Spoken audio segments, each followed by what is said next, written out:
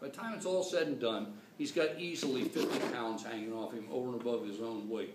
And he's schlepping along somewhere, you know, God knows where it is. And in the middle of summer, it's 110. Yeah. Today, there are guys just like the three of us that are bumbling around somewhere in the Hindu Kush, 12,000 feet above sea level, trying to figure out where they're going to get their next breath of air. So, you know, I think that's important. You know, I wish, not because I'm so bright, because God knows that's not true, but I wish some of these assholes that send young men out to fight would have some appreciation of what it's like on the other end. Yeah. Now, the last time I looked, and it's been a while, but the last time I looked, there were 9 members, 9, out of 535 representatives and senators that had a family member involved in the military. It's 9. So, when you don't have to worry about that buzzard coming and sitting on your front porch and saying, hey, your kid got wounded, your kid got killed, your cousin, your nephew, your brother, very easy to say, yes, you know, I vote for that. Yeah. So, like, say a senior came in here right now and wanted your opinion about going to war. Do what now? If he was thinking about joining the military.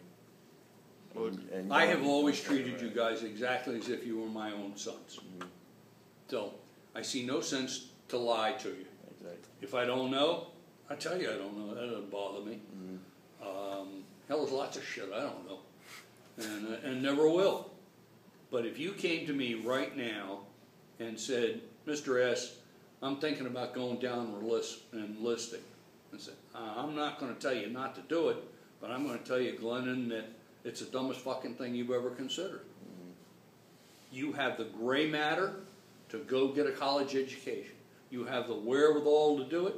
Now is the time to do it before you have an interruption in being a student. You're used to studying, you're doing all these things, and I can't think of one place in the world today, other than perhaps Korea, where we need to have American soldiers. Yeah, of course. Every one of those 4,000 kids that died in Iraq was just shit pounded down a rat hole. Their lives were wasted.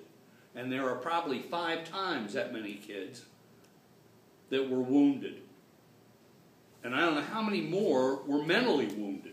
Oh, yeah. And it's very difficult for me to explain to somebody that's not been there. And that's not to say you're stupid. Yeah. It's just, you know, imagine now if you've got something that's dangerous that you have to do every day. Like, you're going to walk a tightrope across Niagara Falls. You know, one damn slip and you're just a puddle of protoplasm. And imagine now if you're going to have to do that every day for a year. These kids are going to go out and ride in Hummers. They're going to patrol streets. And every place you go, you can have an event that's 3, 4, 5 times the size of the one that happened in the Boston Marathon. And every day. You know, that's tough to do. That creates unbelievable stress. Jesus, you know, can I go and do this again today? Can I put my ass on the line one more time? There's always someone out to get you. Well, yeah.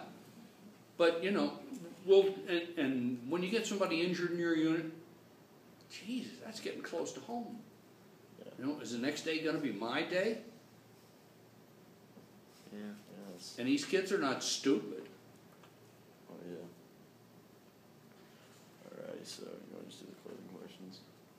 Yeah, we skipped this section now. Alright, what was do you remember, like, the food and stuff like that while you were there? In the field, when we were out in the bushes, it was shit. We ate C rations. They didn't have meals ready to eat, MREs then. Occasionally, we would get part of a hot meal if we were in the field. They had what were called thermite containers, and they'd bring them out by helicopter. I didn't like to do that because every time a helicopter landed, it gave the bad guys they can show where you are. Pinpoint destination of where you were. Back in base camp, generally, we ate pretty well. But I can't say much good about sea rations. Beans and franks and spaghetti and meatballs, about the only thing that's recognizable and, in my opinion, edible. They used to have scrambled eggs. They were green. So there's something about eating a green scrambled egg. And they're very high in calories, obviously, because the job you do is very stressful and you burn a lot of calories. But it was. And then they, on top of that, they gave you a pack of cigarettes. Had 4 cigarettes in it.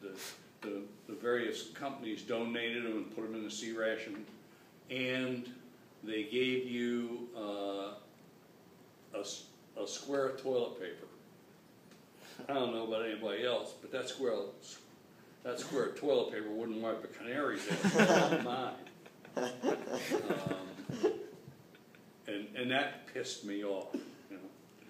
So one of the things I learned to do, of course, I got married. My wife didn't believe me. I went out on a 2-week field exercise in Germany. I came back and I must have had, I don't know, a dozen T-shirts, the khaki-colored T-shirts. I came back in and they were all cut off about right here. And she said, "What the hell happened to your T-shirts?" And I said, "I used them for toilet paper." And she said something like, "You're shitting me." Well, I said, "No, but that's what happens." So it's a field expedient.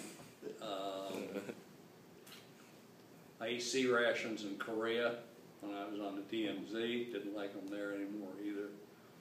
And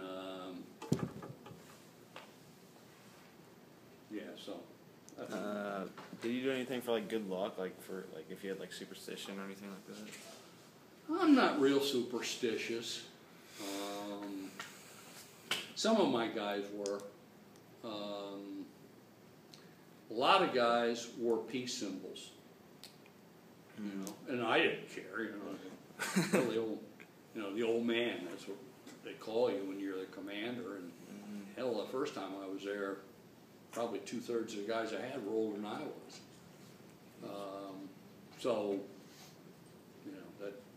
No, I can't really think I had any superstition like carrying a teddy bear. Yeah. Did you keep a... I'll tell you one funny story, though. I don't know if I told you this before, if I did stop me. I had one of my guys, this is the second time I was in Vietnam. He got a Dear John letter. You know what a Dear John letter is? That's where you got a girl, either your wife or a girlfriend back in the States, and she writes you a letter and says, "I'm so sorry, but I met somebody else. You're a million miles away, people are shooting at you, and you see this, no account civilian back here screwing your girl, and that just makes the whole thing not right." So he gets this Dear John letter, and bless his heart, in the letter, she says, as a kind of a P.S., "Please send back my pictures." And he went around to everybody that was in his platoon. He said, "I don't care who they're pictures of. Your mother, your girlfriend, your sister, your cousin, give them to me." And he must have had 50 pictures. And he put them all in an envelope and sent them back to her and said, "I'm not sure which one yours is. Pick it